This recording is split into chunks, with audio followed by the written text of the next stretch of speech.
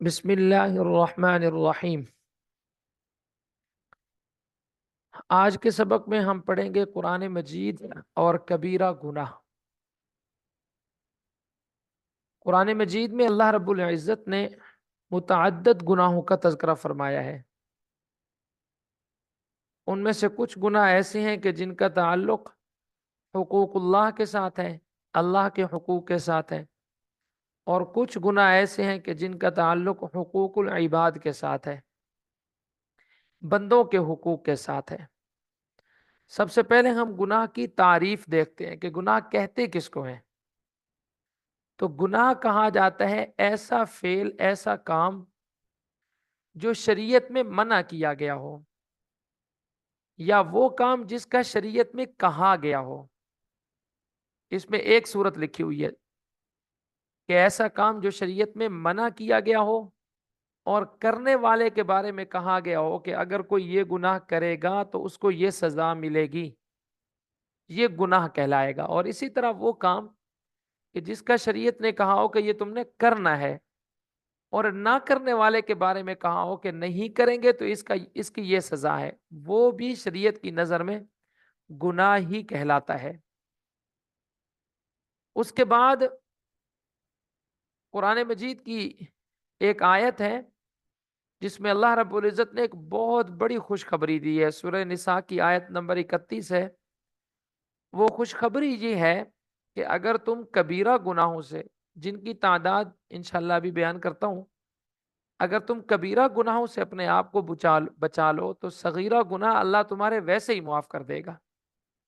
تو انسان کے بس میں صغیرہ گناہوں سے بچنا تو نہیں ہے، صغیرہ گناہ انسان سے ہوتے رہتے ہیں، لیکن کبیرہ گناہوں سے اپنے آپ کو بچانا یہ انسان کے بس میں ہے اور انسان کی طاقت میں ہے۔ اس لیے فرمایا کہ اگر تم کبیرہ گناہوں سے اپنے آپ کو بچا لو، ان تجتنبوا کبائر ما تنہون، اگر تم بچ جاؤ کبیرہ گناہوں سے جن سے تمہیں منع کیا گیا ہے، نکفر عنکم سیئاتکم، تو ہم تمہارے چھوٹے گناہ معاف کر دیں گے، وندخلکم مدخلا کریما، اور تمہیں عزت والے مقام پر داخل کریں گے۔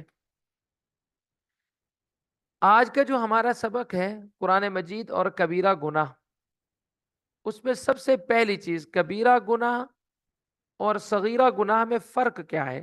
صغیرہ اور کبیرہ گناہوں میں فرق کا سمجھنا بھی ضروری ہے تاکہ پتہ چل جائے کہ کون سے گناہ کبیرہ ہیں اور کون سے گناہ صغیرہ ہیں۔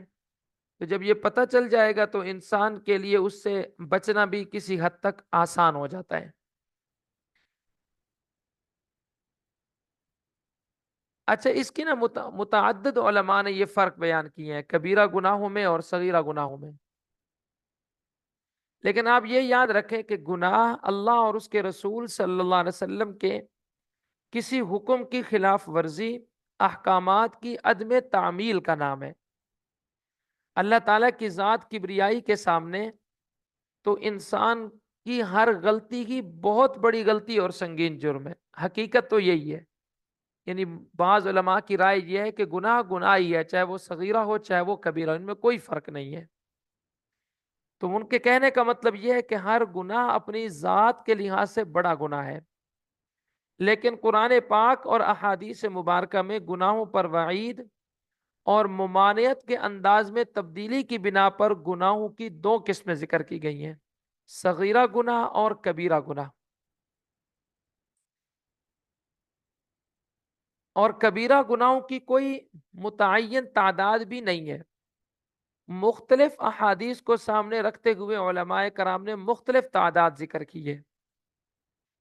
اچھا، اس پر حضرت تھانوی رحمت اللہ علیہ فرماتے ہیں کہ گناہ کبیرہ کی تعریف میں بہت اقوال ہیں کہ گناہ کبیرہ کون سا گناہ کہلائے گا، لیکن زیادہ جامع اور مختصر اور قابل اعتماد قول یہ ہے، جس کو روح المعانی میں شیخ الاسلام بارزی رحمت اللہ علیہ سے نقل کیا گیا ہے، کہ جس گناہ پر کوئی وعید ہو یا حد ہو، جس گناہ پر کوئی وعید ہو یا حد ہو، یا اس پر لعنت آئی ہو، یا اس میں مفسدہ کسی ایسے گناہ کے برابر یا زیادہ ہو جس پر وعید یا حد یا لعنت آئی ہو، یعنی ایسا گناہ ہے قرآن مجید میں اس کے بارے میں وعید ہے، جیسے نماز نہ پڑھنے والوں کے بارے میں کہا گیا کہ وہ جہنم میں جائیں گے، شرک کے بارے میں کہا گیا کہ شرک کرنے والے کی کبھی بھی بخشش اور مغفرت نہیں ہوگی۔ تو یہ دیکھیں یہاں پر وعید موجود ہے، یا تو وعید موجود ہو، یا پھر کوئی سزا اس کی بتائی گئی ہو، یا پھر یا اس پر لعنت کی گئی ہو، جیسے قرآن مجید میں جھوٹ بولنے والوں پر لعنت کی گئی ہے۔ تو یہ تین چیزیں ہیں، وعید ہو، سزا کے بارے میں بتایا گیا ہو اس گناہ سے متعلق، یا پھر وہ گناہ جو ہے اس پر لعنت کی گئی ہو۔ اسی طرح یہ بھی یاد رکھیں کہ اگر کوئی ایسا گناہ ہے کہ اس پر لعنت وغیرہ تو نہیں کی گئی، کوئی سزا بھی اس کی بیان نہیں کی گئی، لیکن وہ گناہ ایسا ہے کہ جس کا فساد بہت زیادہ ہے، جو گناہ قرآن مجید میں بیان کیے گئے ہیں ان سے بڑھ کر ان کا کوئی فساد ہے، تو پھر وہ بھی گناہ کبیرہ ہی کی کیٹیگری میں آئے گا، اور وہ بھی گناہ کبیرہ ہی سمجھا جائے گا۔ تو خلاصہ یہ نکلا کہ ایسا گناہ جس کی قرآن مجید میں یا احادیث میں کوئی سزا متعین کی گئی ہو، یا اس کی دنیا کے اندر کوئی حد مقرر کی گئی ہو، جیسے دنیا کے اندر مثال کے طور پر قتل کی سزا ہے کہ قاتل کو قتل کر دیا جاتا ہے، زنا کی سزا قرآن میں متعین ہے کہ شادی شدہ ہے تو اس کو سنسار کیا جائے گا، غیر شادی شدہ ہے تو اس کو 100 کوڑے مارے جائیں گے۔ اگر کوئی ایسا گناہ ہے تو وہ گناہ کبیرہ کہلائے گا، اور اس کے علاوہ جو دوسرے گناہ ہیں وہ گناہ صغیرہ کہلائیں گے۔ اب ہم چلتے ہیں ایک دوسری بات کی طرف کہ گناہ کبیرہ کی اقسام، گناہ کبیرہ ہیں کون سے؟ کیونکہ جب ہمیں معلوم ہوگا کہ یہ والے گناہ کبیرہ ہیں تو ہمارے لیے ان گناہوں سے بچنا بھی کیا ہو جائے گا؟ آسان ہو جائے گا۔ ویسے تو انسان گناہ سے نہیں بچ سکتا، لیکن جب اس کے ذہن میں آ جائے کہ یار یہ والے گناہ جو ہیں یہ گناہ کبیرہ ہیں، تو پھر اس کے لیے بچنا آسان ہو جاتا ہے۔ تو گناہ کبیرہ میں سب سے پہلے اور بڑا گناہ آتا ہے شرک کا، جیسا کہ قرآن مجید میں اللہ رب العزت نے ارشاد فرمایا، بے شک جو شرک کرے گا اللہ تعالیٰ نے اس پر جنت کو حرام کر دی ہے اور دوزخ اس کا ٹھکانہ ہے۔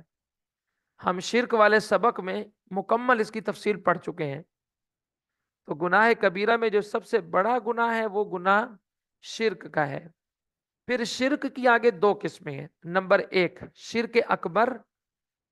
شرک اکبر یہ ہے کہ اللہ تعالیٰ کے علاوہ اور کسی کی عبادت کی جائے، یا عبادت کی کوئی قسم غیر اللہ کے ساتھ روا رکھی جائے۔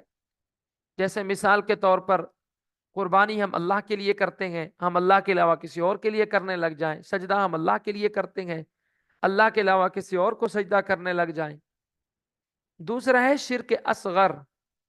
شرک اصغر ہے دکھاوا اور ریاکاری، جیسا کہ حدیث میں اللہ تعالیٰ کا فرمان ہے، میں تمام شریکوں میں سب سے زیادہ شرک سے بیزار ہوں جو کوئی نیک عمل کر کے اس میں میرے علاوہ اور کسی کو شامل کرتا ہے، میں اس کو بھی چھوڑ دیتا ہوں اور اس کے شریک کو بھی۔ یعنی ایک آدمی نماز پڑھ رہا ہے اور وہ کہہ رہا ہے کہ میں نماز اس لیے پڑھ رہا ہوں تاکہ نماز ہی سمجھا جاؤں، تو فرمایا کہ اس نے نماز کے اندر میرے ساتھ کسی اور کو بھی ملا لیا ہے۔ تو یہ دکھلاوے کا جو شرک ہے اللہ تعالیٰ اس کو بھی معاف نہیں کرتے، اگرچہ یہ شرک اصغر ہے۔ اچھا، بڑے گناہوں میں دوسرا نمبر آتا ہے قتل کا۔ قرآن مجید میں اللہ رب العزت نے سورہ نساء کی آیت نمبر 93 میں ارشاد فرمایا، جو کسی مومن کو جان بوجھ کر قتل کر دیتا ہے اس کا بدلہ جہنم ہے جہاں وہ ہمیشہ رہے گا۔ اسی طرح حدیث میں آپ صلی اللہ علیہ وسلم نے ارشاد فرمایا، 7 ہلاک کرنے والے گناہوں سے بچو، اللہ تعالیٰ کے ساتھ شریک ٹھہرانا، جادو کرنا، اور تیسرے نمبر پر فرمایا کسی کو ناحق قتل کرنا۔ اسی طرح بڑے گناہوں میں تیسرے نمبر کا گناہ ہے جادو۔ اللہ تعالیٰ نے قرآن مجید میں ارشاد فرمایا، سورہ بقرہ کے اندر اللہ رب العزت ارشاد فرماتے ہیں نا کہ جو لوگ شیطانوں سے جادو سیکھتے ہیں وہ اللہ کے نافرمان ہوتے ہیں۔ اور اسی طرح نبی صلی اللہ علیہ وسلم نے ابھی جو اوپر میں نے حدیث ایک ذکر کی ہے کہ آپ صلی اللہ علیہ وسلم نے فرمایا کہ 7 ہلاک کر دینے والی چیزوں سے بچو، اس میں چوتھے نمبر پہ آپ صلی اللہ علیہ وسلم نے جادو کرنا اس سے منع فرمایا ہے۔ تو تیسرے نمبر کا جو بڑا گناہ ہے وہ ہے جادو۔ نمبر 4، نماز چھوڑنا، یہ بھی گناہ کبیرہ میں آتا ہے، اور اس کی متعدد قرآن مجید کی آیات بھی موجود ہیں اور آپ صلی اللہ علیہ وسلم کے فرامین بھی موجود ہیں۔ نمبر 5 پہ آتا ہے زکوٰۃ نہ دینا، یہ بھی گناہ کبیرہ میں آتا ہے، جیسا کہ سورہ حامیم سجدہ میں اللہ رب العزت نے ارشاد فرمایا، بربادی ہے ان مشرکین کے لیے جو زکوٰۃ نہیں دیتے اور آخرت کا انکار کرتے ہیں۔ اسی طرح نمبر 6 پہ آتا ہے والدین کی نافرمانی۔ رات ہی ہم نے الحمدللہ 15واں پارہ پڑھا ہے، بلکہ پچھلی رات، تو اس میں کیا فرمایا؟ وَقَضَىٰ رَبُّكَ أَلَّا تَعْبُدُوا إِلَّا إِيَّاهُ وَبِالْوَالِدَيْنِ إِحْسَانًا، کہ تیرے رب نے یہ فیصلہ کیا ہے کہ عبادت صرف اسی کی جائے اور والدین کے ساتھ حسن سلوک کیا جائے۔ پھر فرمایا کہ اگر ان دو میں سے کوئی ایک یا دونوں بڑھاپے کو پہنچ جائے تو فَلَا تَقُل لَّهُمَا اُف، ان دونوں کو تم نے اف تک بھی نہیں کہنا، یعنی اف کہنے کی بھی اجازت اللہ رب العزت نے نہیں دی۔ نمبر 7 پہ آتا ہے زنا، یہ بھی گناہ کبیرہ میں ہے، جیسا کہ 15ویں سپارے کے اندر ہی اللہ رب العزت نے ارشاد فرمایا وَلَا تَقْرَبُوا الزِّنَا، زنا کے قریب نہ جاؤ۔ نمبر 8 پہ آتا ہے لواطت، جیسا کہ قرآن مجید میں بلکہ متعدد صورتوں کے اندر، سورہ شعراء کے اندر اللہ رب العزت نے ارشاد فرمایا، کیا تم بدکاری کے لیے دنیا کی مخلوق میں سے مردوں پر آتے ہو اور چھوڑتے ہو ان بیویوں کو جنہیں تمہارے رب نے تمہارے لیے پیدا کیا، بلکہ تم تو حد سے آگے بڑھی ہوئی قوم ہو۔ اب یہ قوم حضرت لوط علیہ السلام کی قوم کے جو لوگ تھے، انہوں نے اس گناہ کو ایجاد کیا، تو ان پر اس گناہ کی وجہ سے اللہ کا سخت عذاب بھی نازل ہوا۔ اسی طرح نبی صلی اللہ علیہ وسلم کا ارشاد ہے، اس شخص پر اللہ کی لعنت ہو جس نے قوم لوط کا کام کیا۔ نمبر 9 پہ آتا ہے سود، یہ بھی گناہ کبیرہ کے اندر شامل ہے، جیسا کہ قرآن مجید میں سورہ بقرہ کے اندر اللہ رب العزت ارشاد فرماتے ہیں، ایمان والو اللہ سے ڈرو اور لوگوں پر جو کچھ تمہارا سود باقی رہ گیا ہے اسے چھوڑ دو اگر تم مومن ہو۔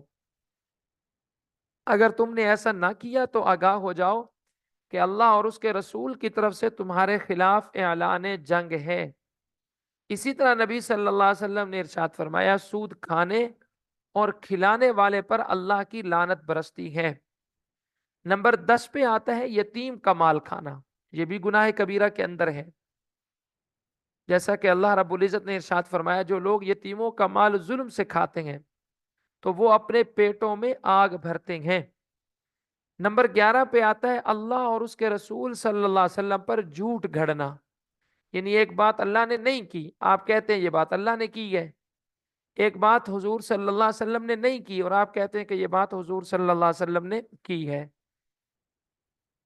تو قرآن مجید میں بھی اللہ رب العزت نے اس سے منع فرمایا ہے کہ قیامت کے دن آپ ان لوگوں کو دیکھیں گے جنہوں نے اللہ پر جھوٹ گھڑا تھا، ان کے چہرے کالے ہوں گے۔ اور حدیث میں حضور صلی اللہ علیہ وسلم نے فرمایا کہ جس نے جان بوجھ کے میرے اوپر جھوٹ بولا، یعنی ایک بات میں نے نہیں کی، وہ میری طرف بات کو منسوب کرتا ہے، تو اس کو چاہیے کہ وہ اپنا ٹھکانہ جہنم میں بنا لے۔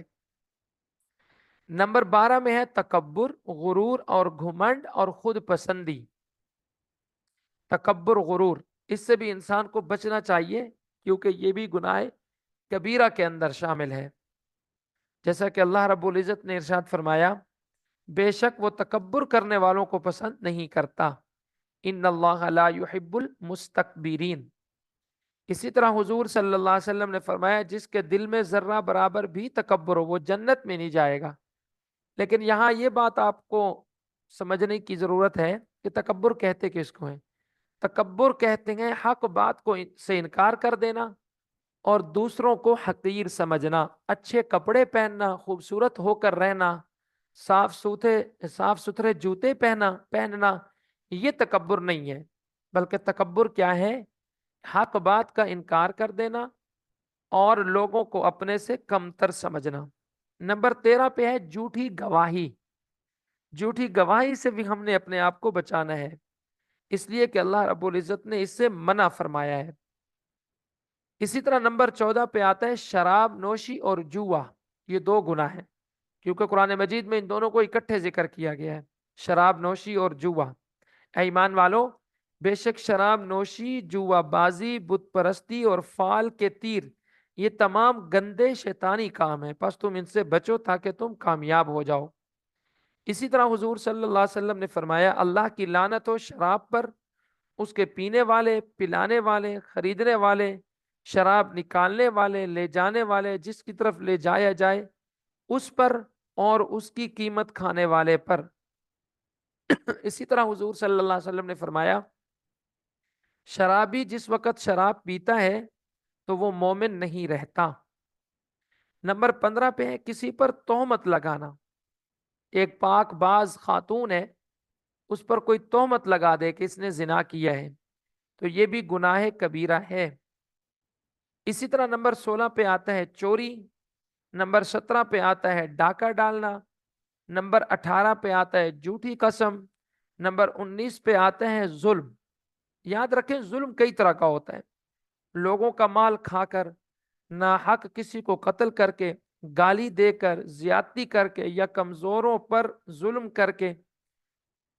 اور ظلم کرنے والوں کے بارے میں اللہ رب العزت نے ارشاد فرمایا، ظلم کرنے والوں کو ان قریب معلوم ہو جائے گا کہ وہ کس انجام سے دوچار ہوتے ہیں۔ نمبر 20 پہ آتا ہے خودکشی۔ خودکشی بھی کبیرہ گناہ ہے۔ اللہ رب العزت کا ارشاد ہے، تم اپنے آپ کو قتل نہ کرو، بے شک اللہ تعالیٰ تم پر بڑا مہربان ہے۔ جو شخص سرکشی اور ظلم سے ایسا کرے گا، ہم اسے ان قریب دوزخ کے حوالے کریں گے، اور یہ اللہ پر بہت آسان ہے۔ اسی طرح نمبر 21 پہ آتا ہے بے غیرتی، غیرت کا انسان سے ختم ہو جانا۔ نبی صلی اللہ علیہ وسلم نے 3 طرح کے لوگ فرمایا جنت میں داخل نہیں ہوں گے۔ نمبر 1 والدین کا نافرمان، نمبر 2 بے غیرت۔ بے غیرت کہتے کس کو ہیں؟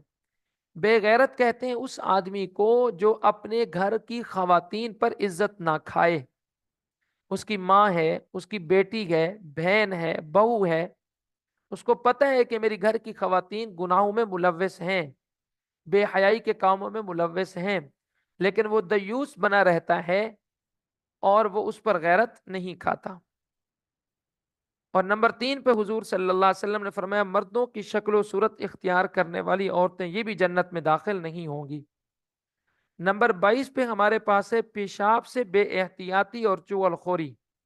ایک آدمی یہ پیشاب کرتا ہے، استنجے کا خیال نہیں کرتا، جیسا کہ حضور صلی اللہ علیہ وسلم نے فرمایا کہ ان 2 قبر والوں کو اللہ کا عذاب پہنچ رہا ہے، اور وجہ کوئی بڑی نہیں ہے، بلکہ ایک جو ہے وہ اپنے آپ کو پیشاب کی چھینٹوں سے نہیں بچاتا تھا، اور دوسرا جو ہے وہ چغل خوری کرتا تھا۔ نمبر 23 پہ ہے خیانت۔ کسی نے آپ کے پاس مال رکھوایا، آپ نے اس میں خیانت کی، تو اللہ تعالیٰ کا فرمان ہے، اللہ تعالیٰ خیانت کرنے والوں کا فریب اور دھوکہ چلنے نہیں دیتا۔ نمبر 24 پہ ہے دنیا کے لیے علم حاصل کرنا اور علم چھپانا، یعنی دین کا علم ہے، آپ اس کو دنیاوی مقاصد کے لیے حاصل کر رہے ہیں، یا آپ کو دینی کسی بات کا علم ہے، کوئی آپ سے پوچھتا ہے، آپ اس کو وہ بات بتاتے نہیں ہیں۔ نمبر 25 پہ ہے احسان جتلانا۔ کسی پر آپ نے احسان کر دیا تو پھر آپ احسان جتلانے والے بن گئے۔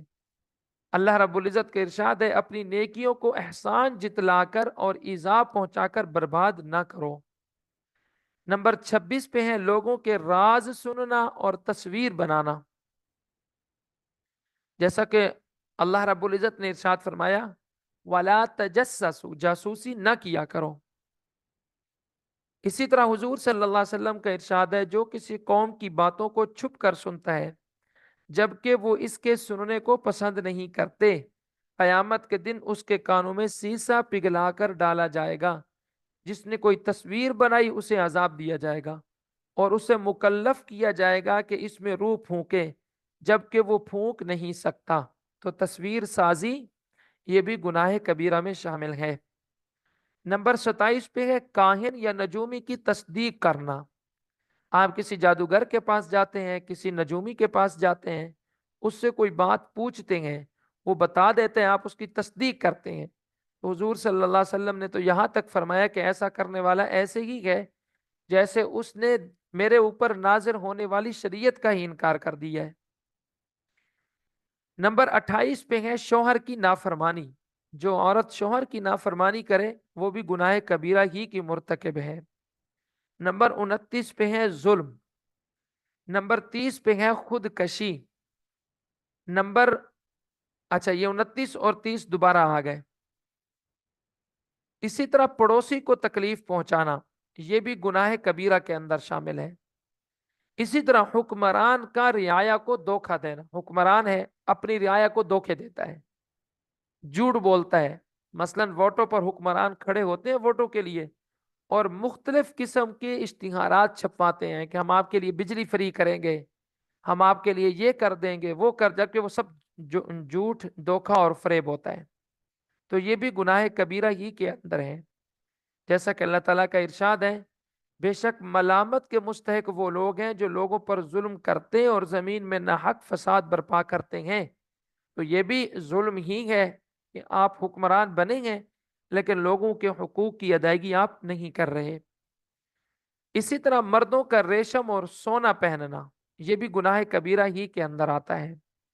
اسی طرح جھگڑا کرنا، کسی سے ناحق جھگڑا کرنا یہ بھی گناہ کبیرہ کے اندر آتا ہے۔ ناپ تول میں کمی کرنا، جیسا کہ قرآن مجید میں اللہ رب العزت نے ارشاد فرمایا وَيْلٌ لِّلْمُطَفِّفِينَ، تطفیف کرنے والوں کے لیے بہت بڑی ہلاکت اور بربادی ہے۔ تطفیف کرنے والے کون ہیں؟ جو اپنے حقوق تو پورے پورے لیتے ہیں لیکن جب لوگوں کے حقوق کو دینے کی باری آتی ہے تو اس میں کمی اور کوتاہی کرتے ہیں۔ اسی طرح گناہ کبیرہ میں یہ بھی شامل ہے اللہ کی پکڑ سے بے خوف ہو جانا، گناہ کرتے جا رہے ہیں اور اللہ کی پکڑ سے ڈر نہیں رہے تو یہ بھی گناہ کبیرہ ہے۔ اسی طرح کسی مسلمان کو کافر کہنا یہ بھی گناہ کبیرہ ہے۔ فرمان نبوی ہے جو اپنے مسلمان بھائی کو اے کافر کہتا ہے تو یہ لفظ ان دونوں میں سے کسی ایک کی طرف لوٹتا ہے۔ جس کو آپ نے کہا یا تو وہ حقیقت میں کافر ہوگا، اگر وہ مسلمان ہے کافر نہیں ہے اور آپ نے اس کو کافر کہا ہے تو پھر کہنے والا کیا ہو جاتا ہے؟ کافر ہو جاتا ہے۔ اسی طرح جمعہ اور با جماعت نماز چھوڑنا یہ بھی گناہ کبیرہ کے اندر آتا ہے۔ اسی طرح صحابہ کرام کو گالی دینا، جیسا کہ حضور صلی اللہ علیہ وسلم نے فرمایا میرے صحابہ کو گالی نہ دو، اس ذات کی قسم جس کے ہاتھ میں میری جان ہے، اگر تم میں سے کوئی احد پہاڑ کے برابر سونا بھی اللہ کے راستے میں خرچ کرے تب بھی وہ ان کے ایک مد یا اس کے آدھے کے برابر بھی نہیں ہو سکتا۔ اسی طرح اللہ تعالی کی خلقت کو تبدیل کرنا، حضور صلی اللہ علیہ وسلم نے فرمایا اللہ کی لعنت ہو سوئی کے ذریعے چہرے وغیرہ پر نقش و نگار بنانے والی عورتوں پر۔ اب یہ حضور صلی اللہ علیہ وسلم نے کیوں فرمایا؟ کیونکہ ایک اللہ کا تخلیق کردہ چہرہ ہے، آپ اپنی مرضی سے اس میں تبدیلی کر رہے ہیں تو اس تبدیلی کو آپ صلی اللہ علیہ وآلہ وسلم نے لعنت کا مستحق ٹھہرایا ہے۔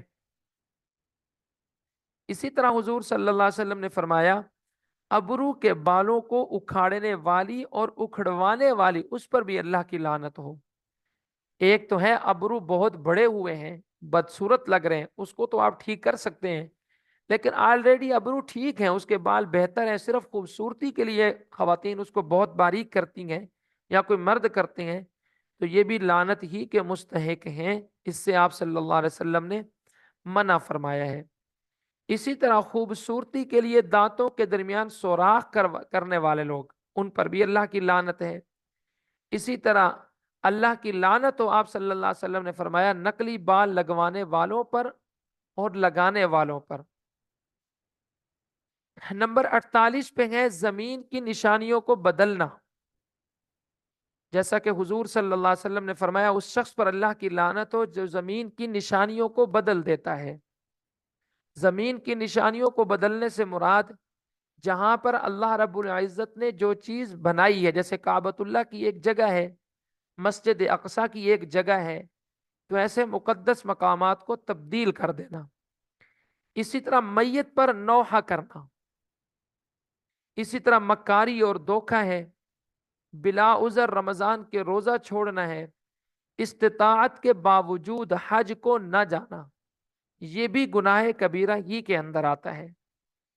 تو یہ وہ گناہ ہیں کہ جو گناہ کبیرہ سمجھے جاتے ہیں، اور اللہ رب العزت کا سخت عذاب ہے ایسے گناہوں کے کرنے والوں پر۔ اب آگے چلتے ہیں ہم حقوق العباد کے گناہ۔ اچھا، حقوق العباد کے گناہ بھی اسی میں آ جاتے ہیں جو میں نے ابھی آپ کے سامنے بیان کیے ہیں: گالی دینا، دھوکہ دینا، ظلم کرنا، غیبت کرنا، کسی کی جاسوسی کرنا، کسی کا مال ناحق مارنا۔ لیکن یہاں آپ یہ بات ذہن میں رکھیں کہ جن کبیرہ گناہوں کا تعلق حقوق اللہ سے ہے، مثلا نماز ہے، روزہ ہے، زکوٰۃ ہے اور حج کی ادائیگی ہے، اس میں کوتاہی ہوئی ہے، اللہ تعالیٰ سے سچی توبہ کرنے پر اللہ تعالیٰ معاف فرما دے گا۔